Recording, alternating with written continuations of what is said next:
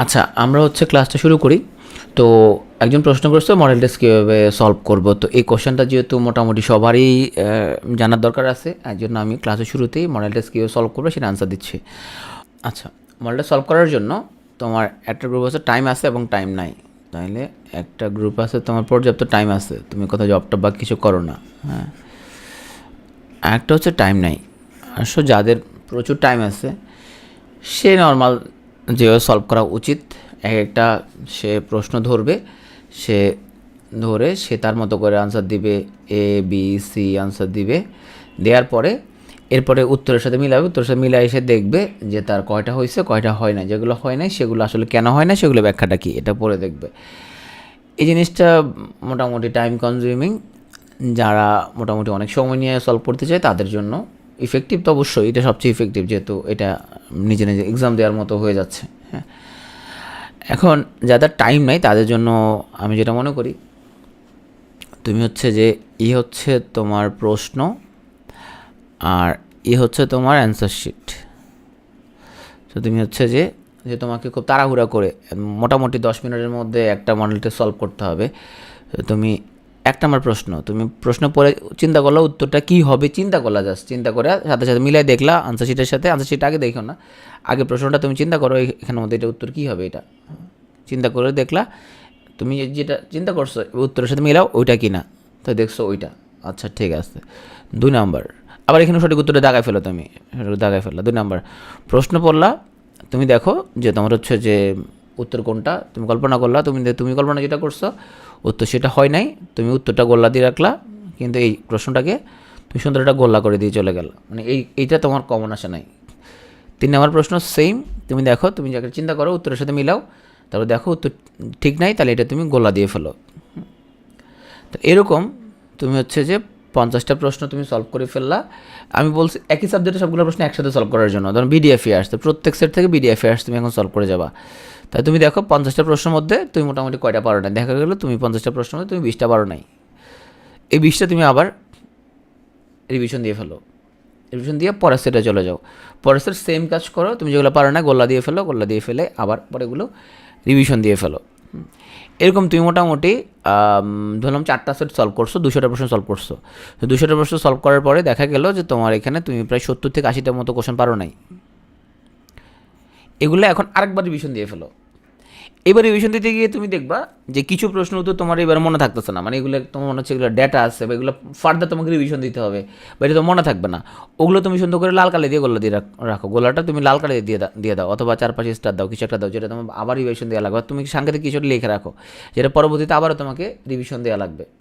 এরপরে তুমি সলভ করতে করতে তুমি যত সামনের দিকে যাবা দেখবা যে তুমি এক কোম্পানি মডেল টেস্টের বোর্ডের মধ্যে দেখবো কোশ্চেনগুলো রিপিটেশন হচ্ছে, তোমার বারবার একই কোশ্চেন আসতেছে।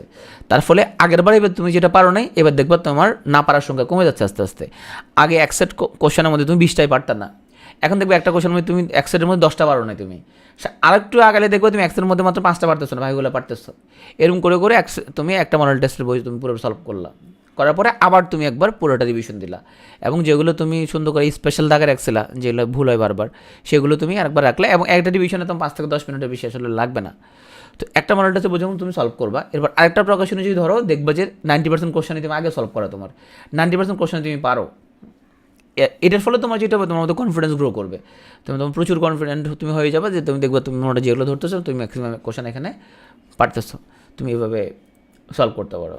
ওকে, একটা হচ্ছে তোমার যার একদমই টাইম নেই, যে হচ্ছে যে তোমার পরীক্ষার আগে, বিশেষ করে পরীক্ষার 1 সপ্তাহ আগে ও কীভাবে সলভ করে, পরীক্ষার 1 সপ্তাহ আগে ও সলভ করে একটা ওয়ে, সেটা হচ্ছে তোমার, সে হচ্ছে যে তোমার সে নিজে অথবা কাউকে বইলা সে কোশ্চেনটা দাগায় ফেলা, 1 2 3 4 দাগায় ফেলা, এখানের মধ্যে দাগায় ফেলে সে জাস্ট একটানে সে প্রশ্ন উত্তর চোখ গুলে যাবে, যেটা তার মনে হবে এটা সে পারবে না বা এটা মনে থাকবে না, সেটা গোল্লা দিয়ে চলে যাবে সেটা।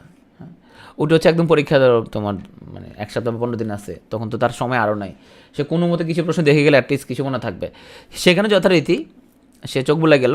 তারপরে তার হচ্ছে যেগুলো মনে হবে তো মনে থাকবে না কখনোই, সেগুলো সে গোল্লা দিয়ে রাখলো, গোল্লা দিয়ে 50টা সলভের শেষে গোল্লা পড়লো 20টা, সে 20টা আবার রিভিশন দিল। এবার সামনে আগাইলো 200টা প্রশ্ন রিভিশন শেষ, দেখলো 70 থেকে 80টার মধ্যে তো সে পারে নাই, এগুলো আবার রিভিশন দিবে। ওই ওই ওই সিস্টেমে তোমার কিছুটা হলেও তোমার সেক্ষেত্রে মনে থাকবে, অ্যাটলিস্ট তোমার শর্ট টার্ম মেমোরিতে থাকবে। মডেল টেস্টের বই তোমার হচ্ছে যে বাজার অনেকগুলো বই পাওয়া যায়, তুমি সেখান থেকে 2 থেকে 3টা কিনো, সেখান থেকে 2 থেকে 3টা কিনো। তোমার হচ্ছে যে প্রিসেপ্টর কিনতে পারো। আর সব মডেল টেস্টের বইয়ের মধ্যে কিছু কিছু ভুল আছে, তো এইটা নর্মাল একটা ব্যাপার। তুমি ভুল নিয়ে বেশি গবেষণা করার দরকার না এখন। তো যদি মনে হয় এই কোশ্চেনটা কনফিউজিং, এটা উত্তর তুমি আগে একবার পড়ছিলে, পরে আরেকটা পড়তেছো, তুমি সেটা বাদ দাও।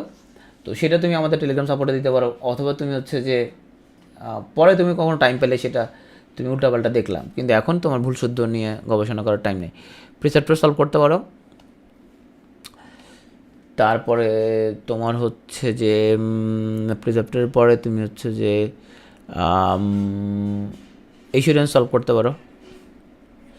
এসিউরেন্স, প্রফেসর্স, তারপরে কনফিডেন্স, অদিতি। হ্যাঁ, কিন্তু যে কোনো তুমি 3টা নাও, যে কোনো 3টা নাও।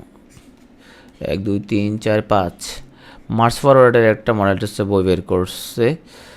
ওর মডেল টেস্টের বইয়ের মধ্যে নাকি আমি দেখি না, যদিও ভুলের পরিমাণ নাকি বেশি।